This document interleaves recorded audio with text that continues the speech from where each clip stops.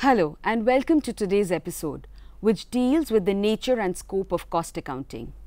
This episode will also highlight the important methods and techniques of cost accounting.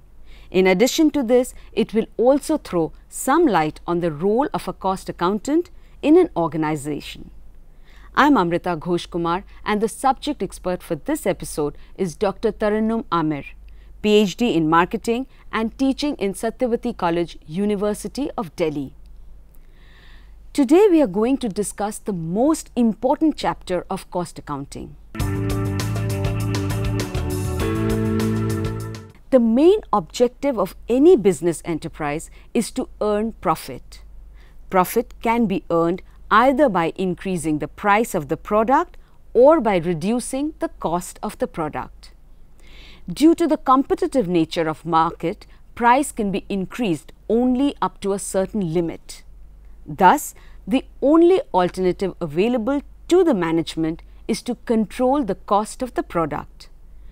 Cost of the product can be controlled by studying the different techniques and tools of cost accounting. Cost accounting is defined as recording, classifying, and summarizing the cost for the purpose of determining as well as reducing the cost of the product. According to the Chartered Institute of Management Accountants or CIMA, England, cost accounting is the process of accounting for costs from the point at which expenditure is incurred for committed to the establishment of its ultimate relationship with cost centers and cost unit. In its widest usage, it embraces the preparation of statistical data, the application of cost control methods, and the ascertainment of the profitability of activities carried out or planned. In the words of Weldon, cost accounting is the application of accounting and costing principles, methods and techniques in the ascertainment of costs and the analysis of savings and or excesses as compared with previous experience or with standards. Now let us look at the features of cost accounting. Number 1, cost accounting is supplementary to financial accounting. Number 2, the main objective of cost accounting is to ascertain and control the cost of the product. Number 3, it is concerned with systematic recording and presentation of financial data. Number 4, it provides cost information, which helps the management in various managerial decisions. What are the objectives of cost accounting? Number 1, to ascertain the cost of the product. Number 2, to control the cost of the product. Number 3, to determine the selling price of the product. Number 4, to measure and increase the efficiency of the business enterprise. Number 5, to provide basis for operating policy. Number 6, to facilitate the preparation of financial and other statements. Now let us look at the advantages of cost accounting. Number 1, cost accounting helps in determining the price of a product. Number 2, it helps in cost reduction as well as elimination of wastages. Number 3, it also helps in inventory control. Number 4, it provides data to the management which serves as a guide to the decision-making process. Number 5, it also helps in increasing the efficiency of the production. What are the disadvantages of cost accounting? Number 1, cost accounting is based on estimates. Number 2, it is an expensive system. Number 3, the results shown by cost accountants are different from that of the financial accounts. Number 4, procedures of cost accounting are not uniform. Number 1, the main objective of financial accounting is to find out the profit or loss and to show the financial position of the business enterprise. whereas the main objective of cost accounting is to ascertain and control the cost of the product.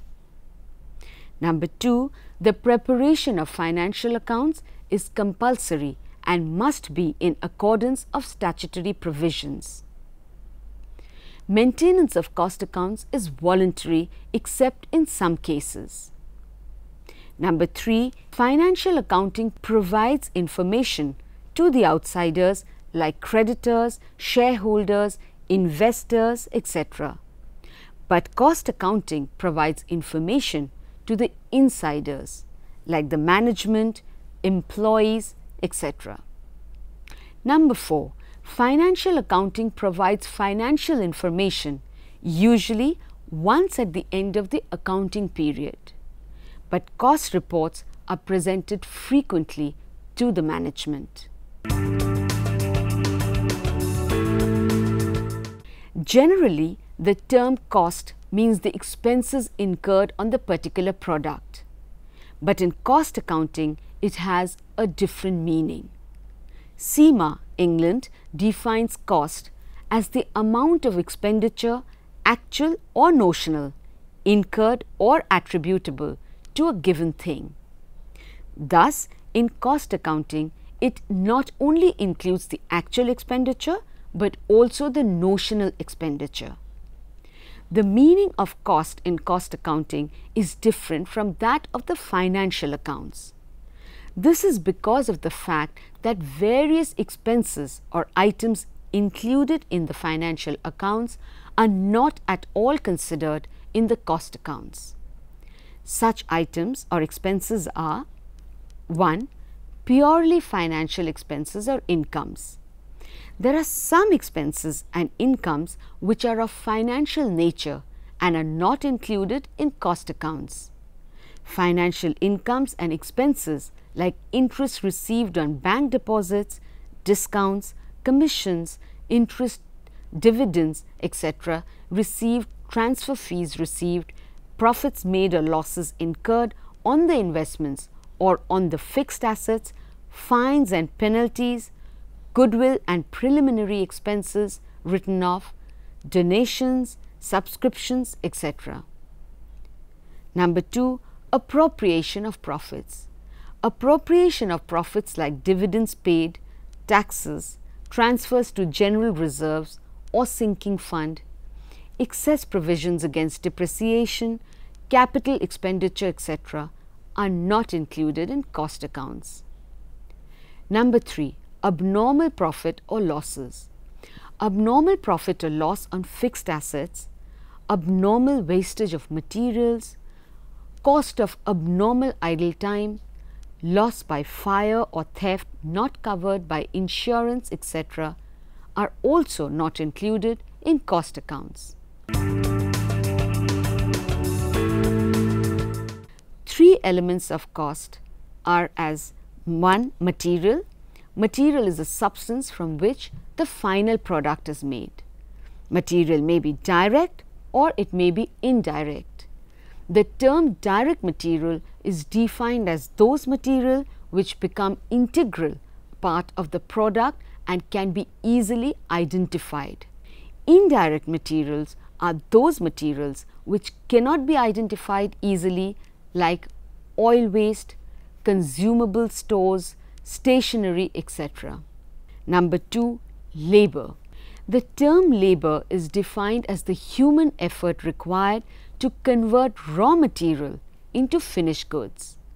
Labor can be direct as well as indirect. Direct labors are those which are directly involved in the production process, whereas indirect labor are those labor which does not take active part in the production process. Wages of storekeepers, watchmen, foremen, directors' fees, salaries of salesmen, etc. are some of the examples of indirect labor. Number 3, expenses. Costs other than material and labor costs are termed as expenses. Expenses again may be direct or indirect. Direct expenses also known as chargeable expenses, are those which are specifically incurred for a particular product, like cost of hiring special machinery, experimental costs, fees paid to consultants, carriage inward and freight charges on special materials, and so on. Indirect expenses are those expenses which cannot be identified to a particular product. Rent and rates, power, electricity, office stationery, insurance of factory, and so on are some of the examples of indirect expenses. Overheads. There is a misconception that overheads and indirect expenses are the same, but practically overheads have a wider meaning. It includes not only indirect expenses but also indirect material as well as indirect labor. Prime cost. It is also known as the basic or first cost. It includes direct material, direct labor, and direct expenses. Factory cost. The factory cost includes the prime cost plus indirect material cost plus indirect labor cost plus indirect expenses of the factory. This is also known as works cost, production or manufacturing cost. Office cost. Office cost, also known as administrative cost or total cost of production, includes factory cost plus office overheads. Total cost. In order to arrive at the total cost of the product, selling and distribution overheads are added to the office cost. It is also termed as cost of sales. While computing different components of cost, there are certain circumstances when we have to adjust the inventories of raw material, work in progress, and finished goods. The adjustments that have to be made are: 1. Direct material consumed, which is equal to opening stock of direct raw material plus purchases of direct raw material minus the closing stock of direct material.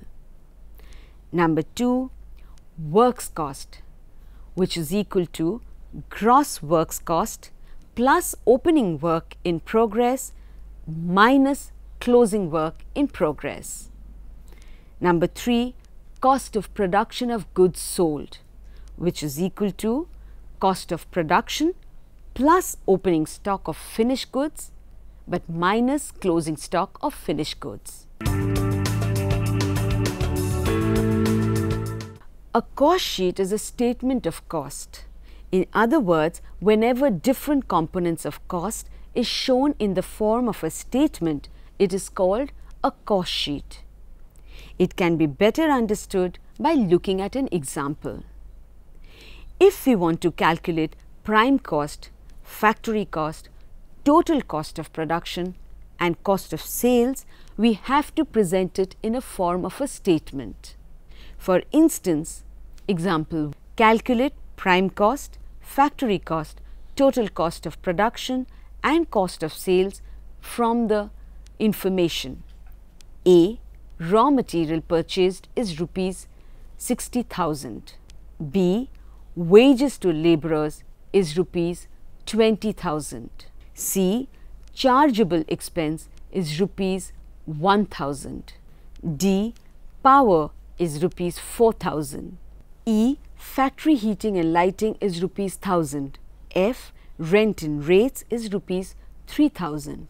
G. Director's fees is rupees 8,000. H. Printing and stationery is rupees 700. I. Commission to salesman is rupees 3,000. J. Opening stock of raw material is rupees 7,000. K. Closing stock of raw material is rupees 4,000.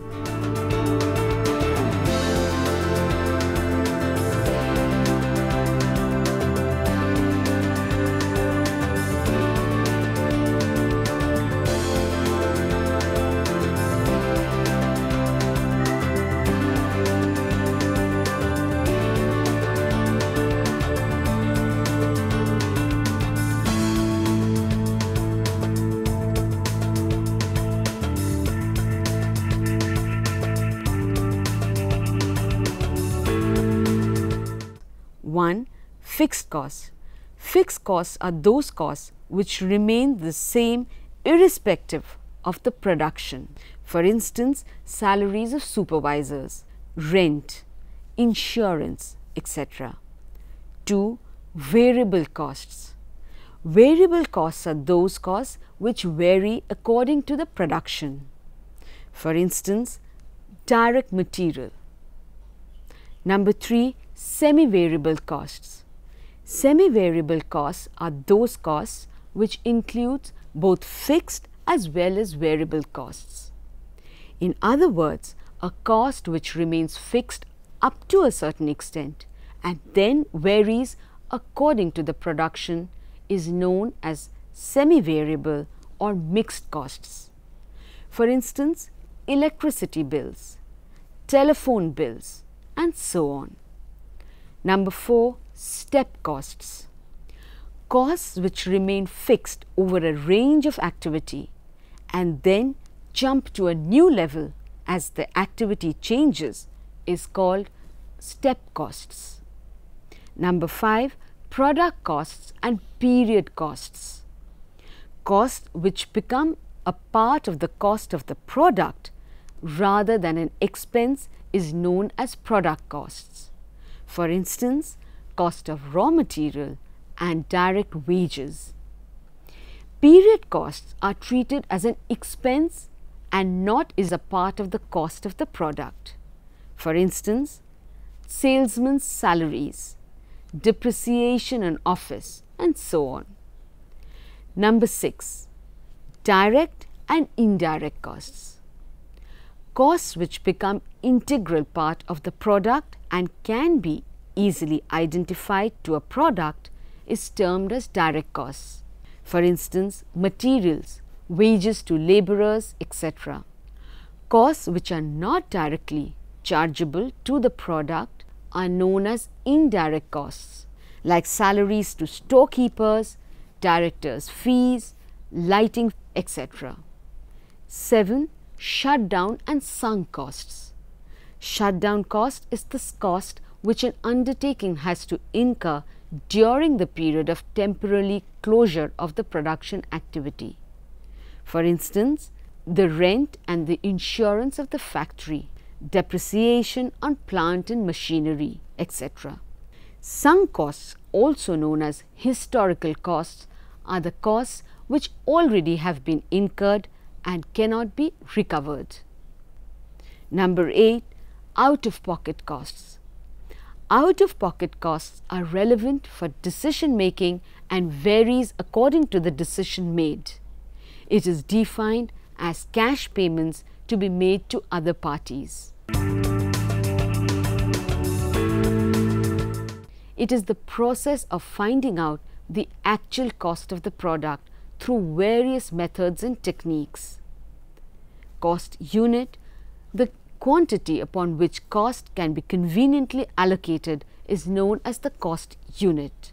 The Chartered Institute of Management Accountants, London, defines a cost unit as a unit of quantity of product, service or time in relation to which costs may be ascertained or expressed.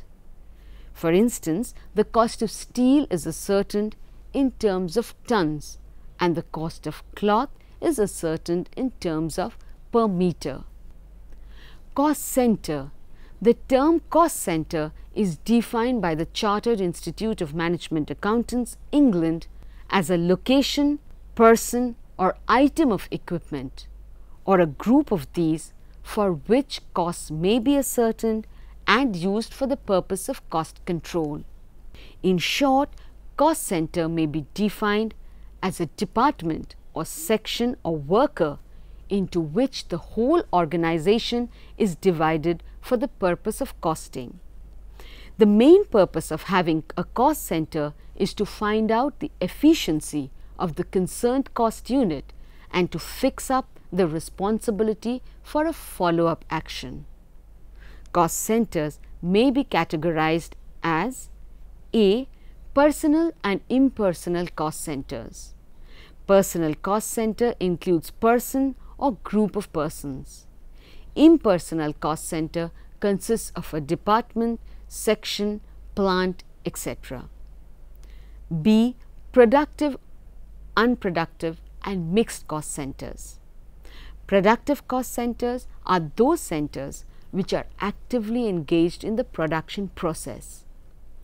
Unproductive cost centers are the service centers which provide aids to the productive centers like repair and maintenance, stores, etc. Mixed cost centers are those which play both the roles. Sometimes it becomes productive centers and at other times it becomes service centers. C.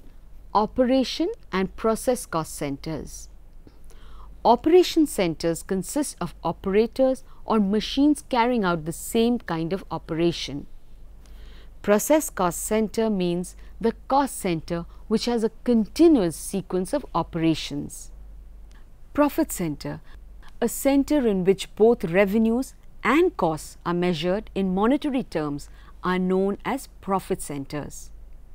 Responsibility center, a department or a division or a segment for which a manager is directly responsible for its activities and performance, are known as responsibility center. The main purpose of responsibility center is to control the cost and to fix the responsibility. Cost allocation is the process through which full amount of the cost is charged to a particular cost center. In the words of Chartered Institute of Management Accountants, England, cost allocation is the allotment of whole items of cost to cost centers or cost units. Cost apportionment is used in case of circumstances where costs cannot be charged directly to a particular cost center. It is divided among the various departments or division on some basis. It is because of the fact that such costs are common to a number of cost centers. For instance, rent of the building, lighting, insurance, etc. According to the Chartered Institute of Management Accountants, England, cost apportionment is the allotment of proportions of items of cost to cost centers to cost units. 1. Single or output costing. Under this method of costing, cost of the product is ascertained as per unit of a single product. This method is used in case of industries where the production is uniform and identical, like sugar mills, paper mills, mines, etc. Number 2. Job costing. Under this method, cost of each job work is calculated. This method of costing is applied where the job is undertaken as per the customer's requirements. It is used in the printing press, automobile industries, etc. Number 3. Batch costing. It is the method of costing under which similar articles are manufactured in lots. For instance, ready-made garments, medicines, toys, and so on. Number 4. Process costing. Process costing is applied where the product is to pass through different stages or levels. Under this method, the cost of the product at each level or process is ascertained. For instance, textile industries, in chemical industries, etc. Number 5. Contract costing. This method is used when the work is usually of a constructional nature, like the construction of buildings, roads, dams, and bridges. It is a method of finding out the cost and the profit of each contract for a given time period. A contract is usually for a longer period of time. Number 6. Operating or service costing. This method is used when the production is of a repetitive nature, like transport companies, cost for hotels, restaurants, etc. It is used to ascertain the cost of services rendered. Number 7, multiple or composite costing. This method combines the features of more than one method of costing. It is suitable for those industries which are involved in manufacturing of automobiles, cycles, computers, etc. 1. Marginal costing. Marginal costing is a technique of costing which undertakes the variable cost of the product. Fixed costs like rent, insurance, etc. are not included in marginal costing. It is also known as variable costing. Number 2, direct costing. Under this technique, all the direct costs are charged to the product. Number 3, absorption costing.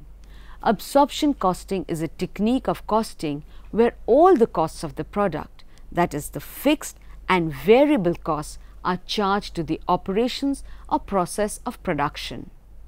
Number 4, uniform costing, a technique where same principles and practices of costing are used by a number of industries and are known as uniform costing. Number 5, standard costing. It is a technique where the cost of the product is ascertained in advance on the basis of certain predetermined standards. This predetermined cost is compared with the actual cost to find out the deviation, if any, and then corrective action may be taken immediately. Different types of difficulties are there to install the costing system. Firstly, there is a lack of support from the top management. Secondly, existing staff of the corporation also resist the system because of the fear of being declared redundant under the new system. Thirdly, shortage of trained staff. Fourthly, non-participation of other staff members like the foreman, supervisor, etc. Fifthly, the cost involved may be too high. In order to remove difficulties, some of the basic considerations to install the costing system in any organization are: 1. Nature of the product as well as organization should be considered. Number 2. The technical aspect of the manufacturing process should be studied very carefully. Number 3. The objectives of the corporation should be met with the installation system. Number 4. The system should be as simple and as informative as possible. Number 5. It should be flexible enough to adapt to the changing requirements of the business. 1. Preparation of financial and accounting reports. 2. Determining and implementing the methods for costing. Number 3. Controlling the cost of the product. Number 4. Reviewing the cost records at regular intervals. Number 5. Determining the cost of the product. So that is all for today. Hope you have understood this introductory episode of costing. We'll meet you again with another topic in cost accounting very soon. Till then, take care. Bye-bye.